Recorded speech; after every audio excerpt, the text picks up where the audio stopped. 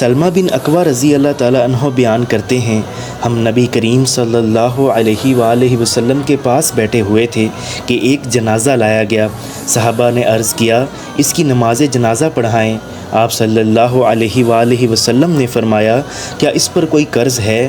انہوں نے عرض کیا، نہیں، تو آپ نے اس کی نماز جنازہ پڑھائی۔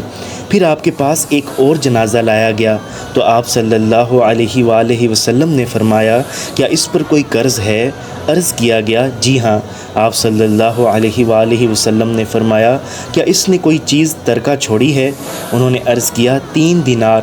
آپ نے اس کی نماز جنازہ پڑھی۔ پھر تیسرا جنازہ لایا گیا تو آپ صلی اللہ علیہ وآلہ وسلم نے فرمایا، کیا اس پر کوئی قرض ہے؟ انہوں نے عرض کیا، 3 دینار۔ آپ صلی اللہ علیہ وآلہ وسلم نے فرمایا، کیا اس نے کوئی ترکہ چھوڑا ہے؟ انہوں نے عرض کیا، نہیں۔ فرمایا، اپنے ساتھی کی نماز جنازہ پڑھو۔ ابو قتادہ رضی اللہ تعالیٰ عنہ نے عرض کیا، اللہ کے رسول، آپ اس کی نماز جنازہ پڑھیں اور اس کا قرض میرے ذمہ رہا، میں ادا کروں گا۔